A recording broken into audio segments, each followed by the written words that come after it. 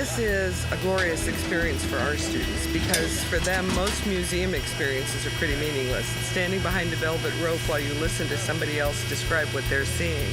In this instance, they're here, they're touching things, they're hands-on, and they're operating equipment like a flight simulator. That's a very unusual experience for them, and it gives them a much more meaningful sense of how things work and what they do and how it all fits together. My favorite part is driving the car. That's what I call that thing. It's been really rewarding to be able to share the rover driving experience with these students and to show them a little bit about what exploration is all about and why we explore and give them an opportunity to see hands-on what it's like to do some exploration. It's been pretty exciting. We got certainly a bunch of young people enthused about motion and the idea of inertia, getting involved with a piece of equipment that actually does something and moves. It then motivates them to study this more. We don't often get to do this, so we're pretty happy to do this, really.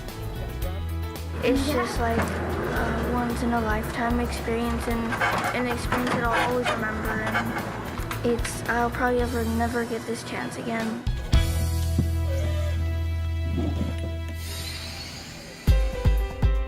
We're supposed to be reaching out to the community, whether it's national, international, local, and try to make sure that we reach out and inspire young people so they can understand what it takes, what is required in order to be able to explore the universe.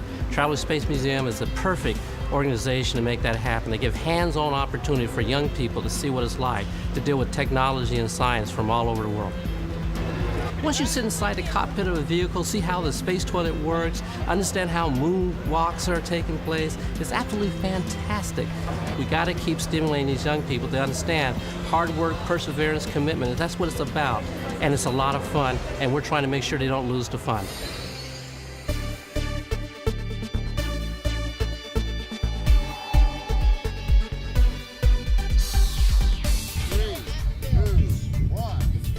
This is so great because the students can actually see what NASA is up to, hands-on, to actually have them, interact with you guys and to see the cool equipment is just so much more powerful than anything I can show them on the internet or in the book. Have you ever wanted to be an astronaut? Yeah. So what's this experience been like? Awesome, it's been so cool. What's your favorite thing you've done today?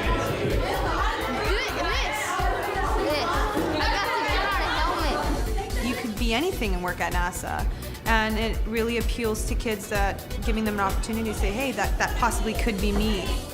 One kid asked for my autograph. I'm like, I'm not really like an astronaut. And he's like, I don't care. He's like, I want somebody's autograph from NASA. This is so cool. Our students do some hands-on labs in their science classes, for example. However, certainly getting to experience something on a scale like this is not something that they normally get to do. I just think it's a really great opportunity for our students, and I think that they will remember this as a great day at school.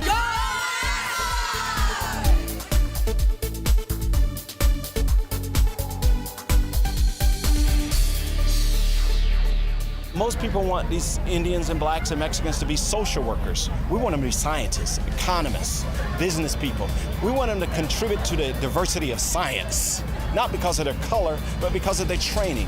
How many blacks, Mexicans, or Indians, or poor whites do you know who have PhDs in physics? That's what we want. That's diversity.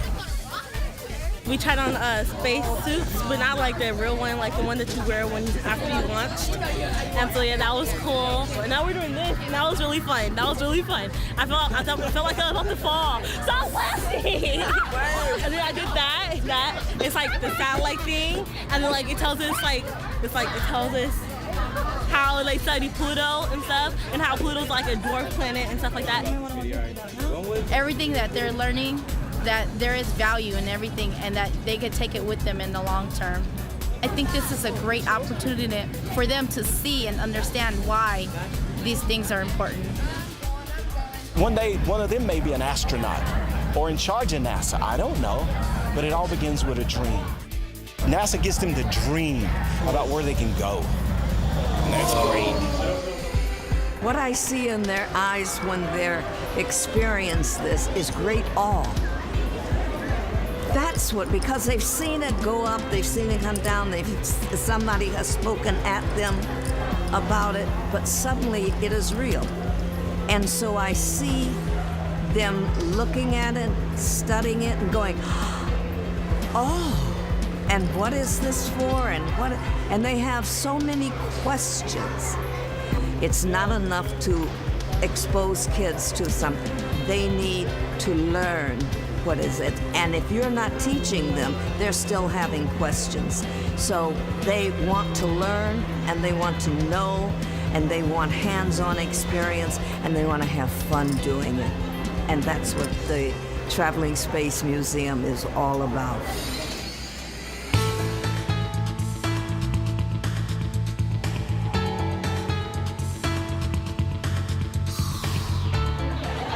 A lot of our kids have been talking about, well, what is NASA? What do they really do?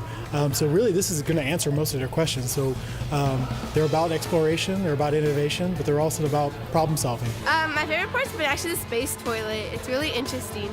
The rovers, yes, the rovers. Those are really neat. Just how it could go anywhere and how it could jump over stuff. The NASA people are making it more interesting, like having more activities with it, and like they laugh with it, they talk with us. It makes school more interesting. Like the things that the teachers be teaching, they use these big old words and everything, but like with them, they sit there and like demonstrate it to you, so it makes it even cooler. It helped me, and it said if I learn more in mathematics, I can become make a robot or something. I like that they gave a chance for inspiration to kids. What Traveling Space Museum does is a concept that I call learning like an astronaut. Astronauts learn by using simulators and having experts in front of them. And that's what we do for students. And by having NASA people involved in that, this is the epitome of what I've been trying to do for 12 years. This is the high point of my career as a space educator. It's been really great, and I'm seeing them have a really good time. And also they're learning some science, asking some good questions.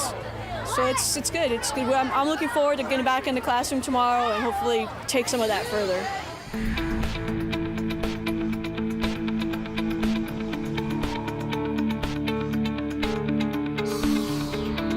What you're doing here today is extremely important. The children are learning what they need to know for the future, because they are going to have to know what to do when they grow up. And this is the only way they're going to find out. So the more NASA is involved, the better. I like the moon boots because it makes you go really high.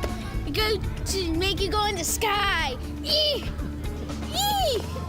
Eee! The Pluto probe has been in space for about 5 to 10 years or so, and it's only halfway to Pluto.